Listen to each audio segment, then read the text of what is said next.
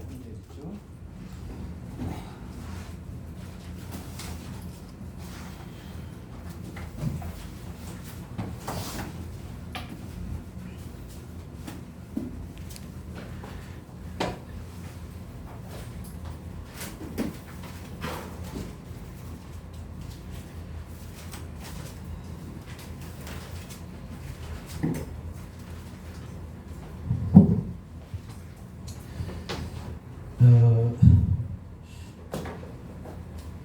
이 한마디에 거의 신구약 성경 전체가 다 들어가 있다고 생각하면 됩니다.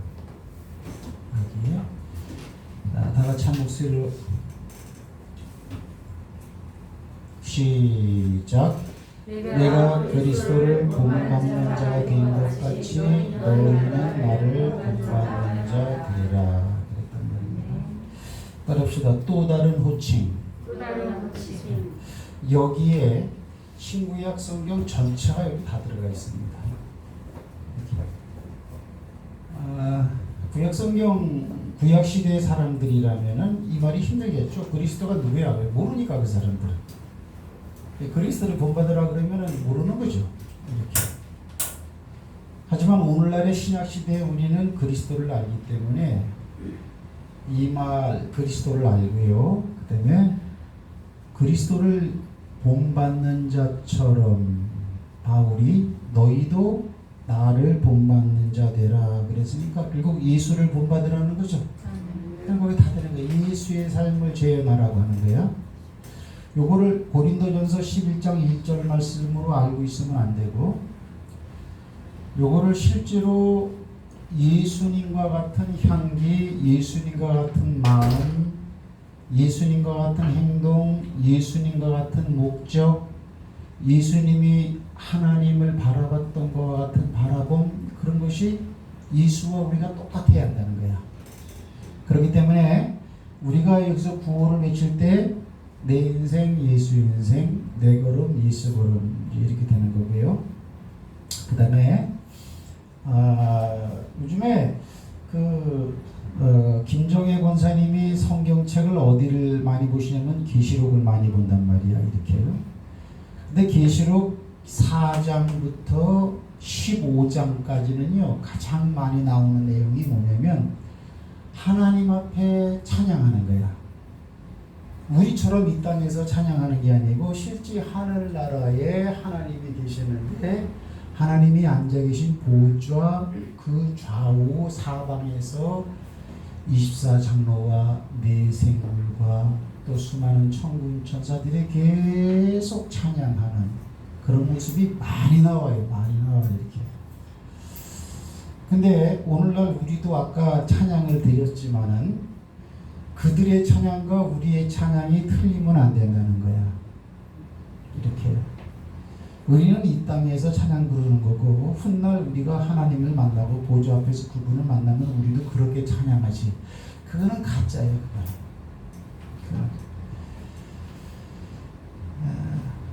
그러면 목사님 우리가 어떻게 요한계시록 4장에서부터 15장까지 하나님 보좌 앞에 계속 찬양하는 것 같이 어떻게 우리가 그렇게 실감나게 찬양할 수 있습니까? 어떻게 찬양할 수 있어요? 권사님 어떻게 찬양할 수 있어요? 복음성가를 부르다가 이거는 은혜스러운 찬양이니까 조금 감동적으로 감성적으로 좀 은혜 속에 빠졌다가 그 찬양 끝나면 싹 빠져나오고 또 어떤 찬양은 이거는 잘 안 부르는 찬양인데 이거는 뭐 좀 옛날 틱하나 그래서 넘겨버리고 그러면은 그거는 보좌 앞에서의 찬양이 아니고 찬송 연습하는 거지. 혼자 연습할 때 그런 기분이 들어요. 이렇게 재미없는 건 연습 안 해. 재미있는 것만 하고. 제가 예전에 밴드부에 있어 보니까 그렇더라고. 롱버스데이라 롱버스데이 사상 최대 대전. 과거 2차 세계대전 때 연합군이 이탈리아 노르만디 상륙 작전할 때 주제곡이야. 롱버스데이 빰빰빰 빰빰빰빰빰 빰빰빰 빰빰빰빰 빰빰빰 빠바바밤빰 빠바밤 빠바바밤 빠바밤 딴딴따따단딴딴 들어봤죠? 롱버스데이인데 그게 그렇게 밴드곡으로 힘들어요. 악기마다 다 음이 틀리고 길기도 하고 반복되는 것도 많고 그래서 그 지휘자가 그 노래를 연습한다 그러면 다들 힘들어해. 입술이 다 터져나가 이게 피스를 막 불어야 되니까 이렇게. 그래서 그거는 잘 안 부르고 리딩 마치 같은 걸 잘 불러. 짜란 짜자자잔 짠짠 짜란 짜자자잔 짠짠 자 이런 건 쉬우니까 또 한단 말이지. 그건 연습이에요 연습. 찬송가도 그러면 복음성가도 그러면 연습이라는 거예요. 어떻게 해야 보좌 앞에서 부르는 것처럼 불러야 될까? 제가 지난주에 알려드렸어요. 지난주에 설교대로 살아본 분 손 들어봐봐요. 생각이 나야지. 지난주에 설교가 내 안에 없다. 그러면은 잘못하면 그 신앙생활을 종교생활로 하기에 딱 맞아요. 선입관념, 고정관념에 의해서 주일날은 예배를 꼭 드려야 되는 날. 이렇게. 물론 하나님을 사랑한다 그런 것도 있겠지만 내가 말을 할 때는 말하는 사람이 있어요 없어요? 그거 잊어버렸으면요 신앙생활 제대로 하기 거의 힘들 거예요. 아주 힘들어요. 짜증내고 힘들어하고 내일을 생각하면 걱정, 투성이 굉장히 많고 그냥 그럴 거라고 이렇게. 왜? 사람들은 그런 존재라고 말하고 있으니까 그래요. 말을 하면 황 목사가 있다고 이렇게. 하나님이 말씀을 하면은 하나님이 그 순간에 계신 거야. 그 사람에게는. 근데 요한에게 말씀할 때에 말씀을 하는데 말씀하시는 분이 머리끝에서 발끝까지 어떤 모습이라고요? 빛나는 모습이야. 빛나는 모습. 말씀 따로 예수님의 모습 따로 생각하면 오산이야. 말씀이 있다 그러면 거기에는 그 말은 살아서 역사하고 현실적인 말이라고 우리가 알고 있으니까 살아있는 말인데 그렇게 막 말하는 분이 죽어 있으면 죽은 분이 하는 말이 살아있는 말이 되겠냐고. 이렇게. 지금 제가 하는 말은 다 믿음에 관한 얘기지요. 그죠? 근데 굉장히 중요해요. 그럼 목사님은 살아있는 이 예수님을 얼마나 저는 하루에 10번 이상씩 봤어요. 하루에 예수님의 모습을 10번 이상씩만 보세요 여러분들. 절대 엉터리 교회는 안 됩니다. 엉터리 교인이 될 수가 없어. 나약한 믿음이 될 수가 없어요. 내 똑똑한 생각대로 절대 살아나갈 수 없어요. 하루에 저는 10번 이상씩 생각했어요. 차를 타고 갈 때 그 모습 딱 떠오르고. 여러분의 성경 구절을 딱 제가 볼 때도 그 구절을 하나님이 또 나에게 또 주시는 거야. 그때 그분이 또 살아계셔 이렇게. 따라합시다. 장로님이 말하면 말소리만 있고 장로님이 없으면 이거는 유령말이다. 없는 말이요, 유령말이요, 헛개비 말이요, 쓸모없는 아무 의미도 없는 말이야. 아니, 말하는 화자가 없는데 어떻게 말씀이 있을 수가 있어. 성경 말씀은 하나님의 진리의 말씀입니다. 그러면은 써놨죠 여기다. 그죠? 하나님이 구약시대처럼 모세야 이리로 가까이 하지 말라 하고 시내산에서 말씀하시잖아. 실감나잖아요. 그것도 하나님 말씀이야. 그러면 꿈속에서 하나님이 또 음성으로 들려줄 때도 있어요. 환상. 많지 않죠 그런 경우는요. 어쨌거나 그런 것도 있대. 하지만 그것도 하나님 말씀이야. 우리가 성경을 읽는 순간 이것도 모세야 부를 때 실감나던 것과 같은 말씀 속에 신성이 가미되어져 있는 그 모습 그대로 우리한테 지금 오고 있어. 이게 내가 지금 11시 13분에 이 말을 딱 본다. 근데 이게 소설책처럼 읽어지면은 이분은 없어. 근데 쭉 읽다가 어떤 말이 무슨 말? 레마의 말로 내 마음에 감동을 주고 의미를 주고 찔르고 또는 뭐 가슴 아프게 하든지 아니면 두렵게 하든지 아니면 소망을 주든지 뭔가 이렇게 말씀이 오면은 열매가 열려요. 이사야서 51장에 보면요 무슨 말을 하냐면요 하늘에서 내릴 비를 봐라. 그 비가 땅을 적셔서 그냥 그대로 수증기로 올라가지 않고 땅을 적신다면 농부들한테 파종할 수 있는 종자를 주고 그 다음에 그 종자를 심으면 그 종교가 줄기게 되고 싹이 나와서 꽃이 피고 열매를 맺게 그 비가 역사하지 않느냐. 그리고 그 비를 준 하늘로 수증기로 올라가지 않느냐.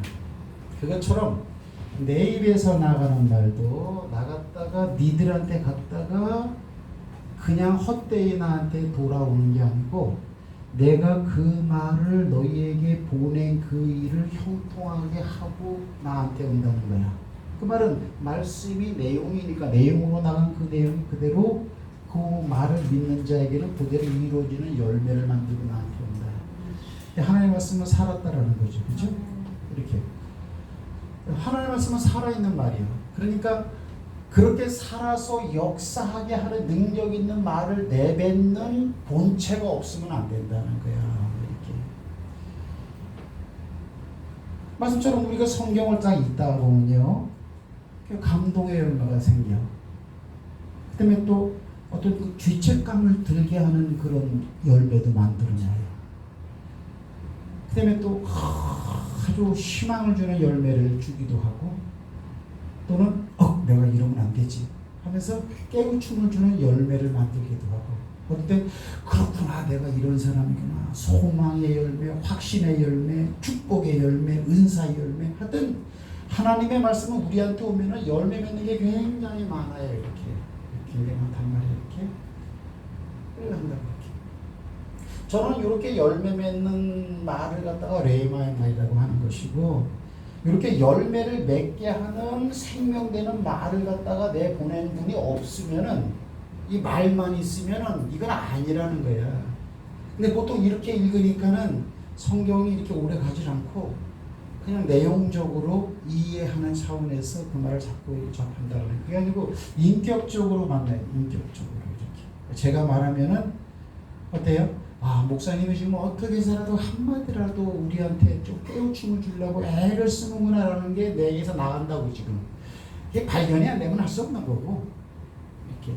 그런 나를 갖다가 의식할 수 있어야 한다는 거예요. 요 말 중에 말만 듣지 말고. 그런 의식할 줄.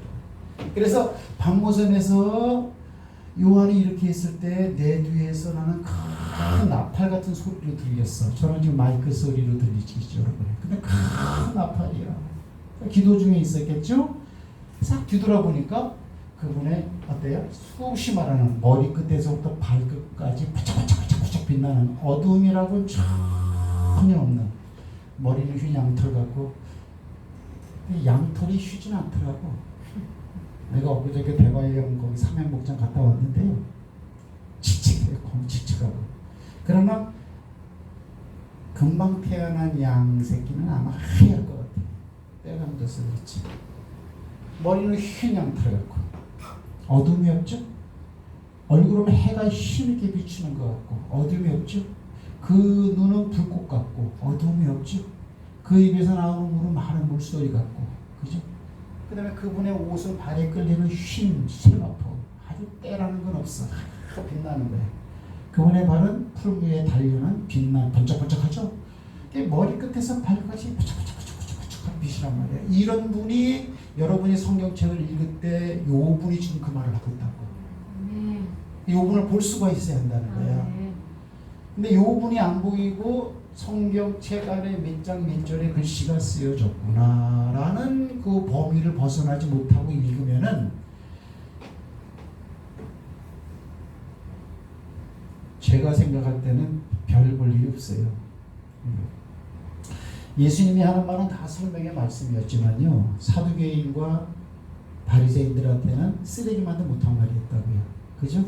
그래서 진주를 돼지에게 던지지 말라, 이제 사도바울은 그런 말도 한 거죠. 그게 굉장히 중요합니다. 이게 아주 굉장히 중요합니다. 말씀만 가지고는 안 돼.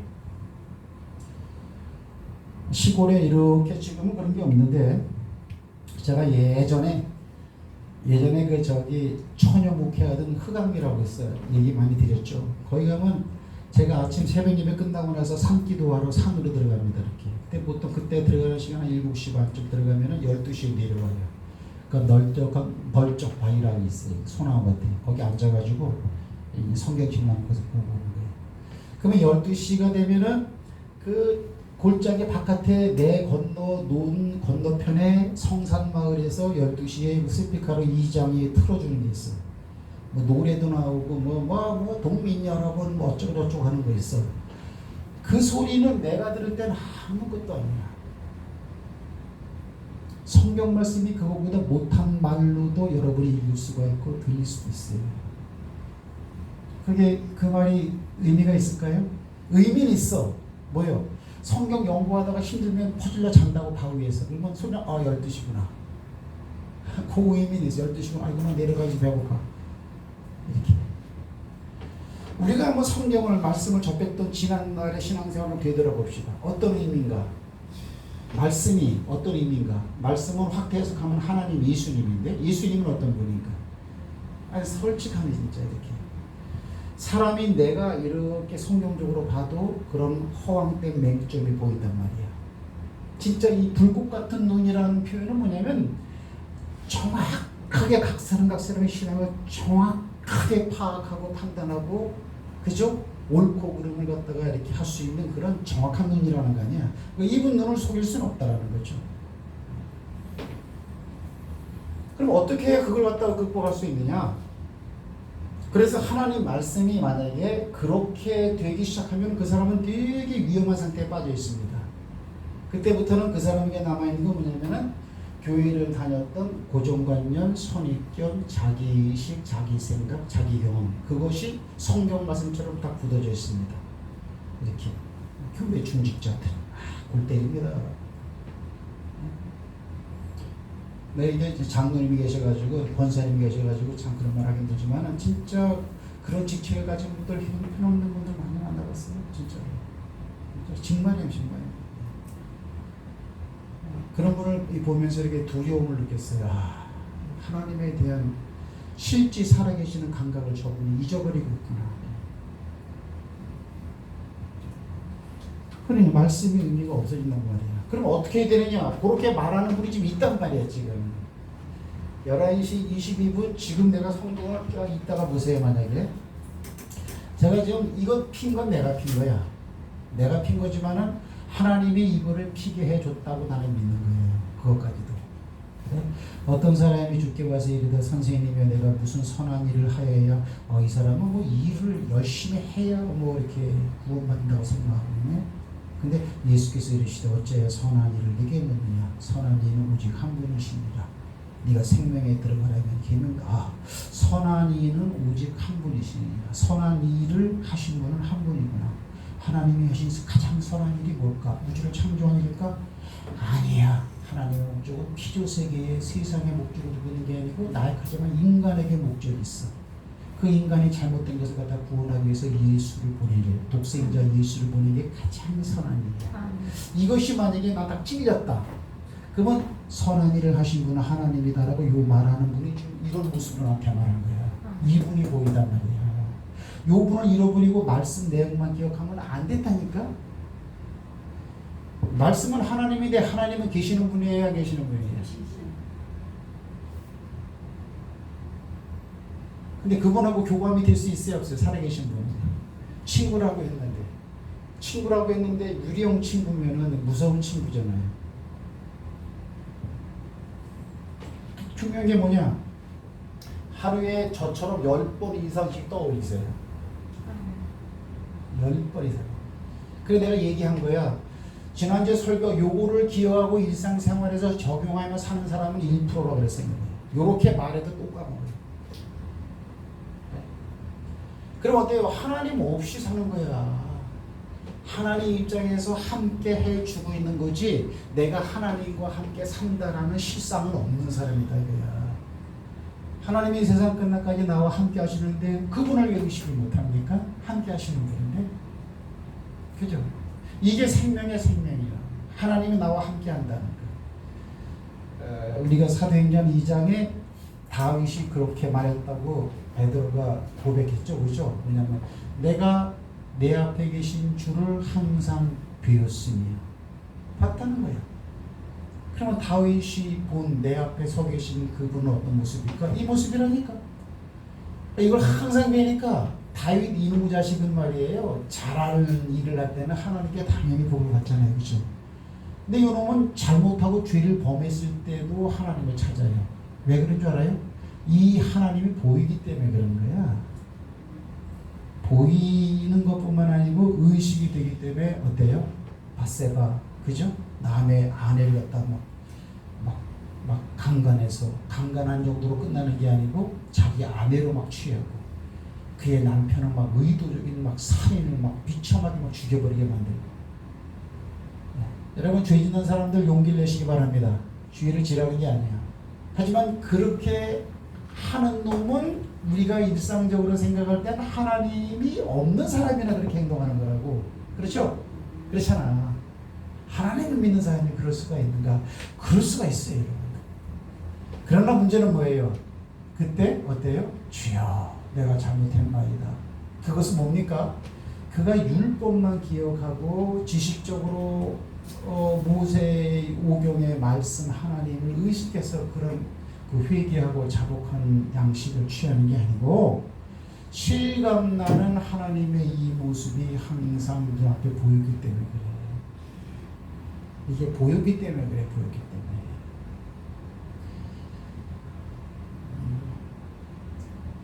그럼 이것이 항상 보이는 사람은 아까 우리도 찬양했죠?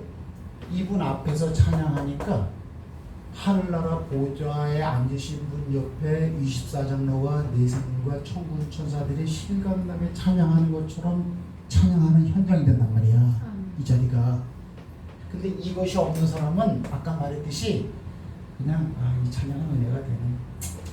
이 찬양은 좀 지루하네. 이러고 부른다 이거야.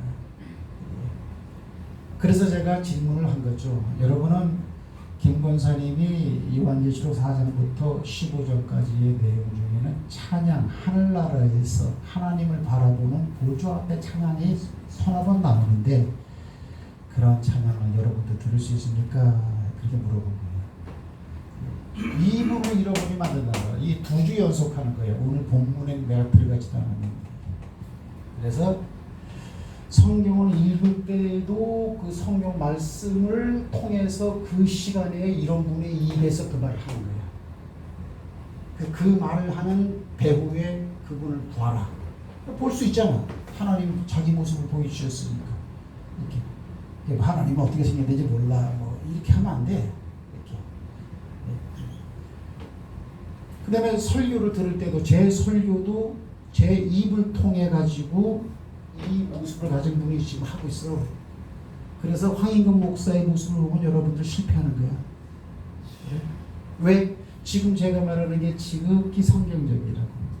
신명기 18장에 보면은 내가 니들한테 직접 나타나서 말할 수도 있지만 그렇게 한번 해봤더니 니들이 죽겠다고 막 발발을 떨지 않았느냐. 시내산에서 나타나서 얘기했을 때 시내산 아래 백성들이 막 발발 떠고 죽으려고 막 경기를 일으켰거든요. 이렇게. 왜? 불소리가 나죠. 우레소리가 나죠. 천둥소리가 나죠. 불이 바짝바짝 하는 것 같죠. 중국 같은 거예요. 그러니까 하나님이 말을 하면 그런 현상이 있었어. 그러니까 그렇다면 내가 해야 할 내용을 니들이 봐도 두려워하지 않는 무서움이라고는 요만큼도 느끼지 않는 똑같은 사람의 입에 넣어갖고 니들한테 전해줄게 그랬단 말이에요. 그걸 선지자라고 해요. 여러분들 아시죠? 그래. 여러분 제가 무서워요? 만만하죠. 그죠? 만만하잖아. 어떤 때 막 이렇게 막 치고 들어오기도 하고 이렇게. 그죠? 목회자를 막 장벽 덤비기도 하고 막 그러잖아요. 이렇게. 그러면 안 된다는 얘기예요. 왜? 이것도 말씀이기 때문에. 그래서 저는 예전에는 지금은 그런 감각이 솔직히 별로 없지만 중학생들이 설교를 하잖아요. 학생 예배 때. 그러면 나 이런 마음으로 이렇게 들었어요.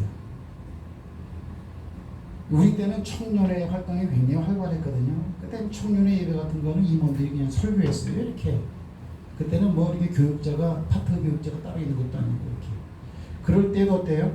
지금 내 친구가 청년의 회원이 지금 설교하고 있지만 저 청년의 입을 하나님이 사용해서 하는 말이다. 저 말소리가 좀 들리니까 이분이 계시지 지금. 계시니까 저 말이 나오지. 왜? 그건 청년의 말이 아니라며. 하나님의 말이라며. 그래서 요한계시록은 지금 제가 한 말을 실감나게 마지막으로 딱 보여주는 거야. 1장에서. 성경 마지막 장 첫 장에 나오는 거예요. 말씀이 나올 때는 말하는 자의 모습이 이렇단다. 그걸 잃어버리면 안 돼. 요거는 잃어버리는데 말은 많이 알고 있다. 그거는 소용없어요. 그래서 일상에서 우리가 신앙생활을 제대로 할 수 있는 건 뭐냐? 또는 그 마태복음에서 볼지어다 내가 세상 끝날까지 너희와 항상 함께 있겠다 그랬죠? 그거를 추상적인 개념으로 듣지 마라. 그 말을 갖다가 이렇게 놓치질 마라. 이렇게 함께 하는 분은 이런 모습으로 지금 함께 해요. 함께 해요. 바울과 내 앞에 계시고 이렇게. 그러니까 우리가 담대하라, 용기를 내라 이럴 수 있는 거죠. 이게 뭐 자기 마취 무슨 이렇게 무슨 그거 아니잖아요, 그죠? 자기 만족, 자기 단계 그게 아니잖아요. 담대하라, 용기를 내라는 것은 이런 분이 계시기 때문에 그래요. 이거 놓치지 마시기 바랍니다. 요거를 놓치면은 신앙생활은 이거예요. 이렇게 그림을 그리려면 이렇게 편하고 싶어요. 뭐가 몰라. 짜증나고 힘들고 귀찮고 재미있고 내가 막 그냥 막 힘들고 막 이게 뭐야 도대체 막 교회 다니는 이러면 안 돼요. 그래서 제가 말합니다. 1%입니다. 목사님은 절대 안 잊어버려요. 그렇게 되면 함이에요. 이건 중요하기 때문에 이건 마귀가 뺏어가게 돼 있어요. 뺏기게 돼 있다고 다 이렇게. 이거는 지식에 대한 문제가 아니고 학문에 대한 문제가 아니고 깨우침에 대한 문제가 아니고 영적인 문제라는 거예요. 하나님만 하루에 10차례씩 이 모습을 생각해 보세요. 여러분이 격비로 나갈 수가 있는가? 아니 오늘 설교도 이제 참 굉장히 중요한데요. 너무 그렇게 정부에서 예배에 대해서 탄압과 핍박이 이렇게 막 심하니까 이렇게 법을 만들어 놓고 법을 안 지키는 것 같아요. 교회가 이렇게 폐쇄하려면은 그 교회에 확진자가 나올 때 폐쇄할 수 있다라는 게 복음 예방법 45조 46조가 그래요. 근데 지금은 언제 오면 막 그냥 때려버려요. 폐쇄시키고 이렇게. 구상권이라는 게 뭐예요? 구상권 막 청구하는 거예요. 하나님의 법에 가장 뭐라고? 그 밑에 세상법인데 세상법도 안 지켜요. 그런 건 우리가 분명히 좀 알고 좀 있어야 됩니다. 오늘은 웬일 또 안 왔네.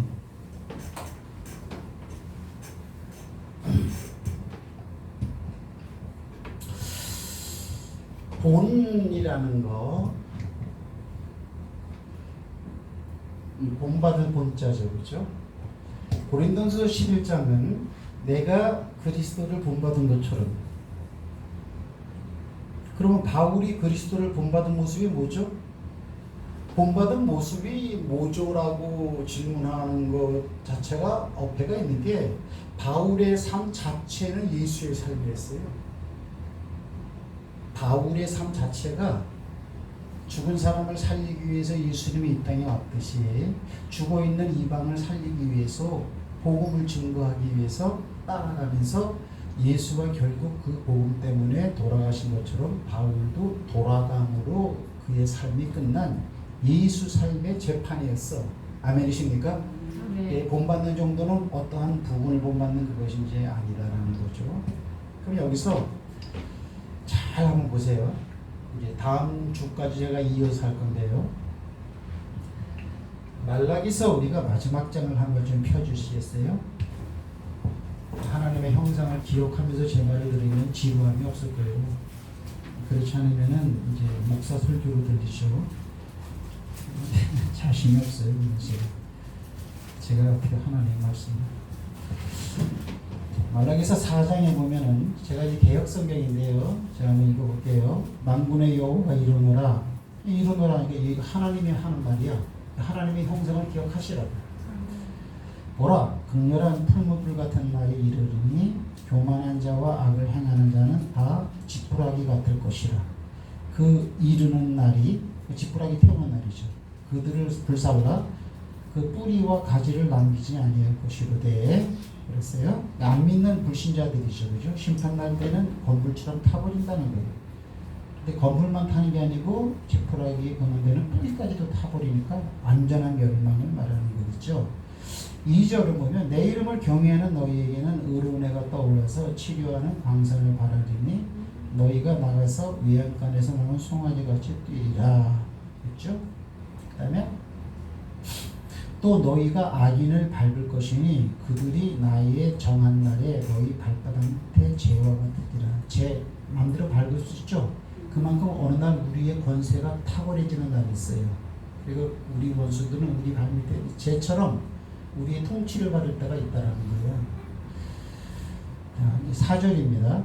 너희는 내가 호렙에서, 호렙이라는 것은 이제 신에 사는 호렙이라고도 불려요. 호렙산. 온 이스라엘을 위하여 내 종 모세에게 명한 법, 곧 율례와 법들을 기억하라. 모세가 그 호렙산에서 십계명을 받았잖아요. 그걸 계속 기억하라는 거야. 그러니까 출애굽기 20장, 신명기서 5장에 십계명 받는 게 나오는데 구약 성경 출애굽했던 이스라엘 백성들에게만 통용되는 법이 아니고 신약 시대에 오늘날 우리도 그 법이 영향을 주고 있다. 기억해야 된다는 거죠. 그냥 4절 시작. 보라 여호와의 크고 두려운 날이 이르기 전에. 그렇죠. 그러면 여호와의 크고 두려운 날은 어떤 날인가요? 지금까지 읽은 날 중에서, 읽은 말씀 중에서 크고 두려운 날을 찾을 수가 있나요? 그렇죠. 1절과 뭐예요? 1절과 2절이죠. 자 보세요. 여호와의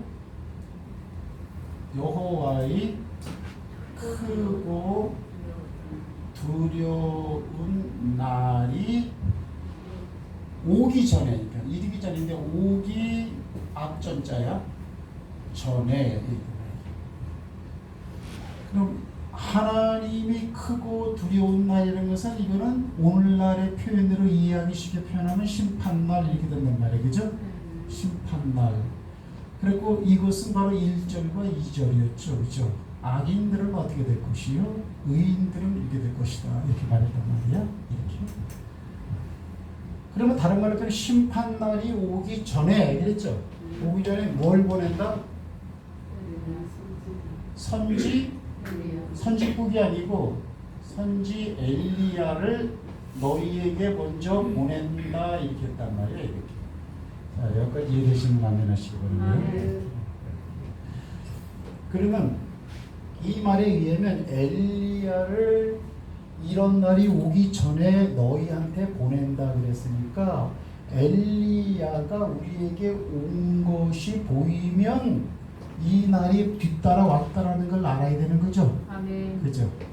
다시 엘리야가 우리에게 왔다면 엘리야 바로 뒤에는 이런 날이 온다라는 거죠. 아멘. 심판 날이 온다라는 얘기하겠죠. 그러면 우리의 입장에서는 뭐예요? 엘리야가 왔느냐 안 왔느냐가 중요한 거겠죠. 그죠? 왜 그러냐면 이 심판 날이라고 하는 것은 갑자기 도적같이 온다 그랬어요. 그러니까 지금 예배를 드리고 예배 드리는 이 순간에도 바로 올 수가 있어요. 전조 현상이 없어. 그죠? 지금 순간에도 스테이크 먹을 수 있고 CGV 가고 영화 볼 수 있고요. 그죠? 편하게 살 수 있고 그때에 예상치 못했을 때에 이 마지막 날은 오기 때문에 그러면 이 엘리야는 언제 왔어요? 안 왔어요? 예수님 당대에 왔다고 말하고 있어. 예수님 때에.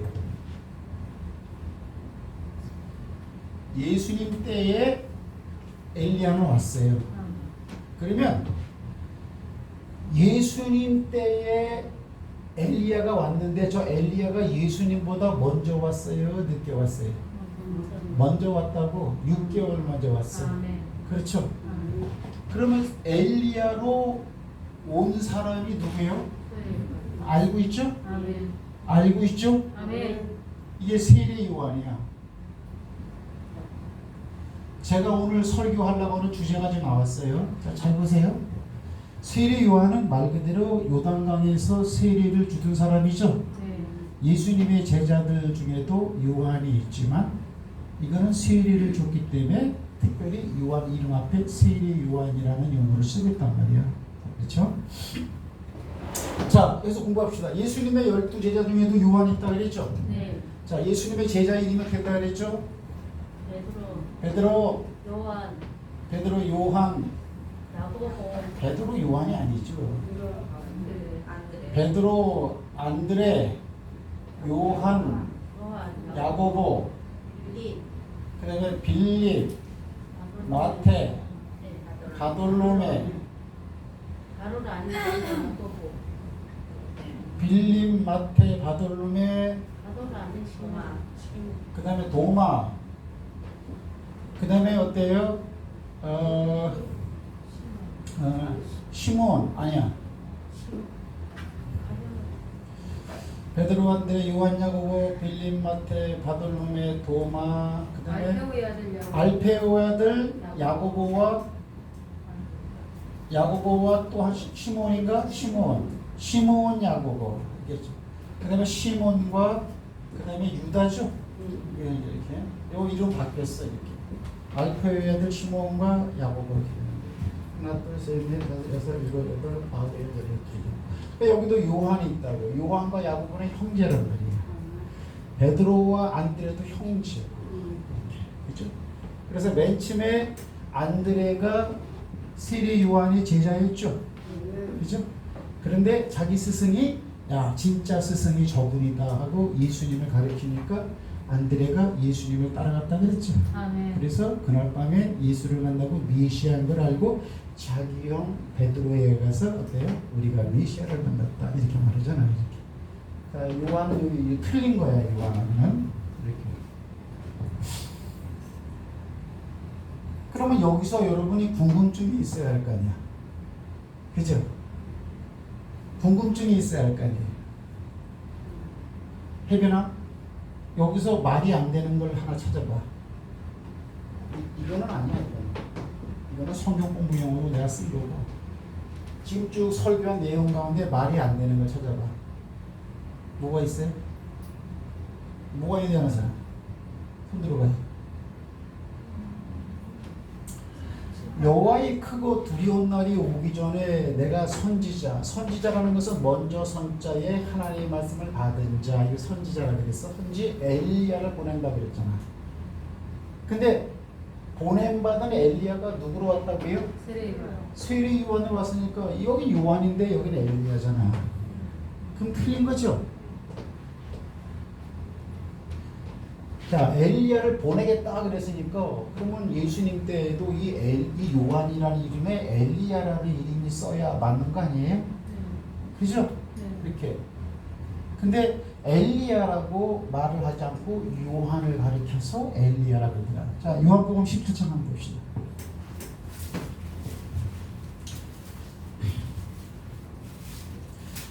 마태복음 10장이죠. 요한복음이 아니고.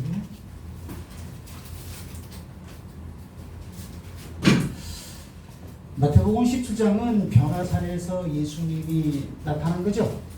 그렇죠? 거기에는 구약시대에 모세와 엘리야가 나타났어요. 3절에 보면. 그죠? 그러니까 모세와 엘리야는 죽었어요? 살았어요?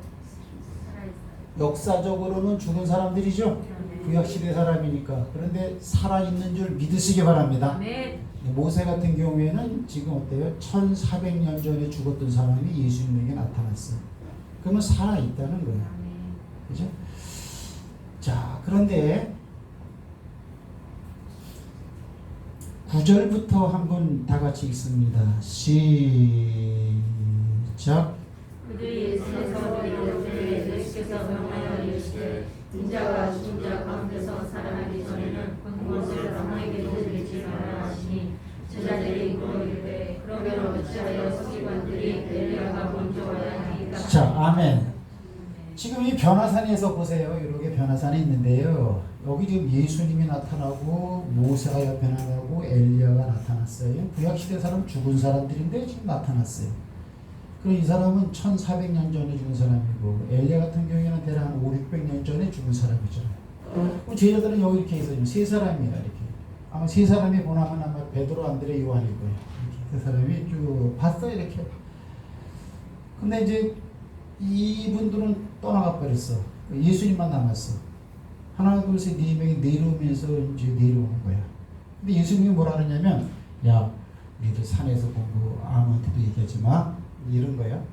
그러니까 그 제자들이, 아니 그러면 왜 서기관들이 왜 엘리야가 먼저 와야 한다고 말합니까?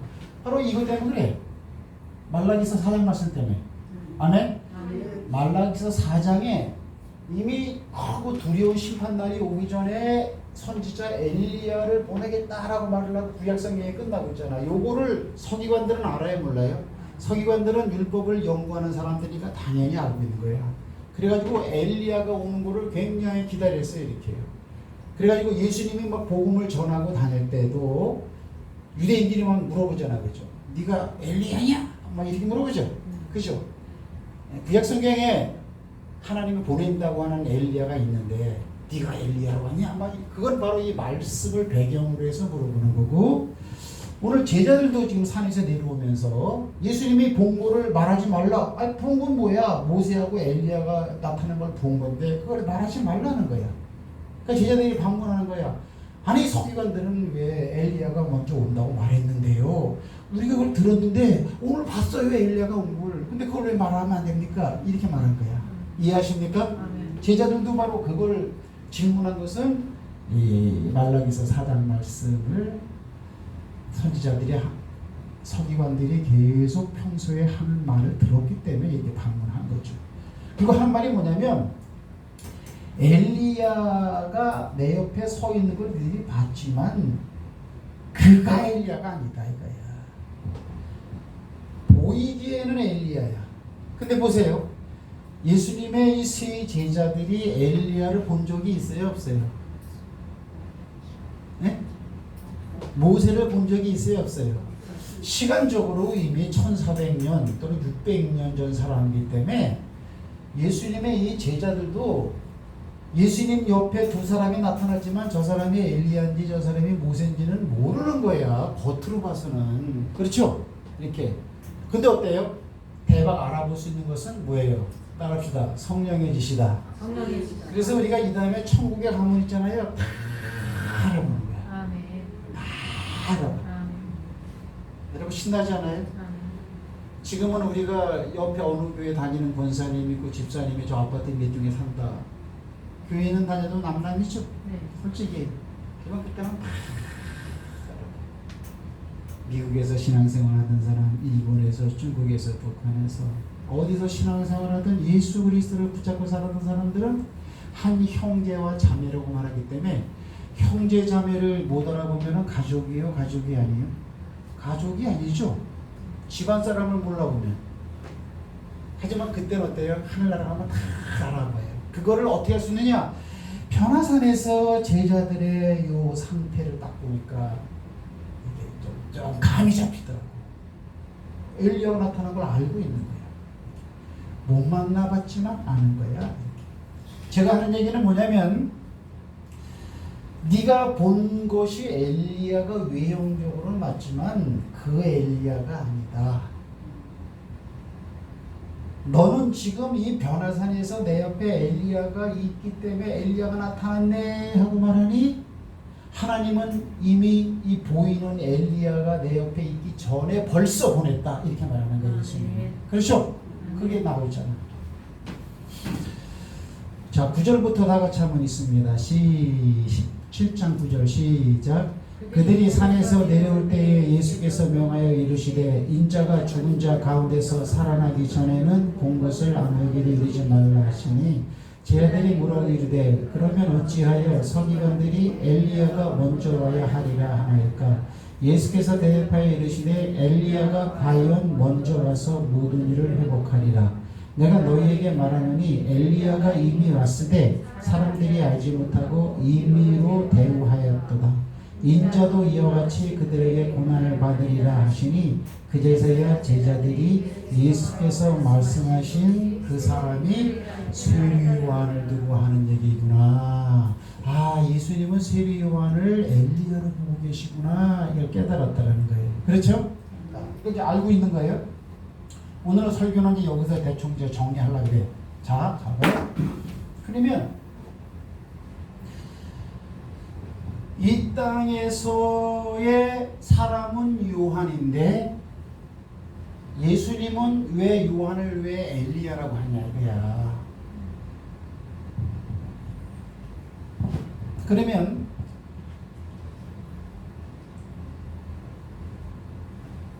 우리가 요거를 이렇게 놓고 볼 때, 자 이렇게 질문할게. 요한이 엘리야는 아니죠? 맞죠? 그죠? 그러나 예수님이 요한을 엘리야라고 그랬으니까 또 엘리야도 맞죠? 아멘. 우리는 뭐 성경대로 무조건 따라가 줘야 되니까 그런 거야. 오늘 내가 여러분에게 설교를 드리려고 하는 게 이거야. 여러분,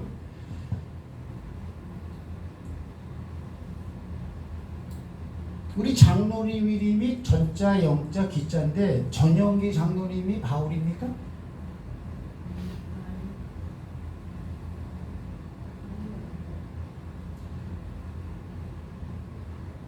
여러분, 우리 사모님이 김선자인데 마리아입니까?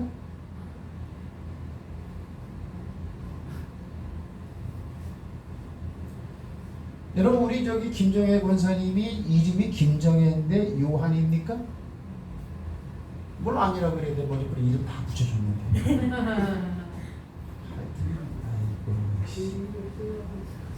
그때는 내가 이 말씀을 염두에 두고 붙여준 거예요. 그냥 뭐 별명을 붙여보자고요. 장로님은 내가 뭘 붙여줬어요? 바울. 우리 집사님은요? 까먹었어? 요한. 요한이 거기가 요한이?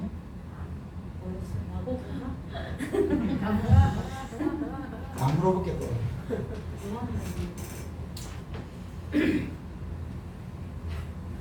자, 잘 보세요. 오늘 설교 제목이 뭐냐면 또 다른 별칭인가? 호칭. 또 다른 호칭이라고 했어요. 이거 잘 들으셔야 돼. 이 잘 봐. 예수님은 왜 요한을 그냥 요한이라고 말을 하지 않고 분명히 요한인데 왜 엘리야라고 요한을 불렀을까? 그러면 예수님의 실수든지 아니면 예수님의 이 말에는 깊은 의미가 있는 맞는 말이든지 이렇게 되는 거야. 이렇게. 저는 이제 요한은 요한이지 엘리야가 아니다. 이렇게 말을 하고 싶고 또 하나는 요한이 엘리야가 맞다. 또 이렇게도 말한다. 그러면은 목사님 그건 도대체 뭐요? 이렇게 질문할 거라고 이렇게요. 둘 다 맞아. 그러면 예수님은 요한이 요한인지 몰라갖고 엘리야라 그랬을까? 아니죠. 싸우고 있죠. 예수님도 요한은 요한. 요한의 아버지는 누구예요? 요한의 아버지 이름이 누구예요? 제사장. 아. 예? 엘리. 사가랴. 사가랴와 어머니는 엘리사벳이었어. 그럼 그걸 갖다가 예수님이 모르기 때문에 실수로 지금 엘리야라 그랬나요? 그렇지 않단 말이야. 그래서 여러분이 이 땅에 태어나서 왜 요한으로 살면 안 된단 말이야. 그냥 김선자로만 살면 안 되고 이수경이로만 맨날 살아야 소용없고 성경은 보면은 요한으로 살으래 엘리야로 살으래. 다른 말로 이걸 빼버리고 신약 성경을 쭉 보면 예수님의 성경이나 예수님의 사복음서나 마태, 마가, 누가, 요한이나 사도행전을 유지한 바울서신이나 요한서신을 보면은 사람인 우리 보고 누구처럼 살래? 예수님처럼 살라라는 거야. 그러면 그 말은 우리가 나는 황인군인데 예수님처럼 살아야지 이렇게 들릴 수가 있다고. 근데 성경은 뭐냐면 이제는 내가 산 것이 아니고 내 안에 그리스도께서 살아계신 것이라 그랬어. 이렇게. 그러면 예수님이 요한인 줄 분명히 아는데 요한을 엘리야라고 말을 호칭했던 것처럼 예수님은 요런 취미가 계세요. 예수님이 만약에 여러분을 보면은 여러분의 영적 호칭을 뭘로 부를까?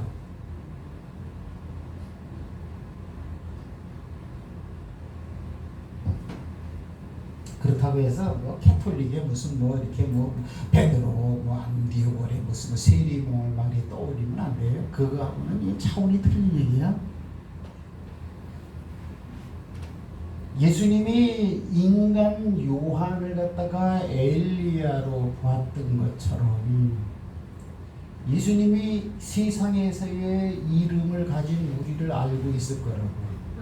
근데도 예수님이 이런 시각으로 우리를 본다면 예수님은 신약이나 구약이나 많은 사람들의 이름이 나오는데 어떤 사람에 합당한 이름이 너다라고 이렇게 찍어줄 거거든요.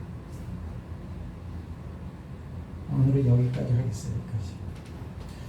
그냥 똑똑한 이름 습자를 살면 곤란해요. 예수 믿는 사람으로서. 그 이름 가지고 있으면 안 돼. 그건 육의 이름이야. 우리가 영적으로 거듭났다면 이름이 또 따로 있지 않겠나? 요거 기억하세요. 아멘.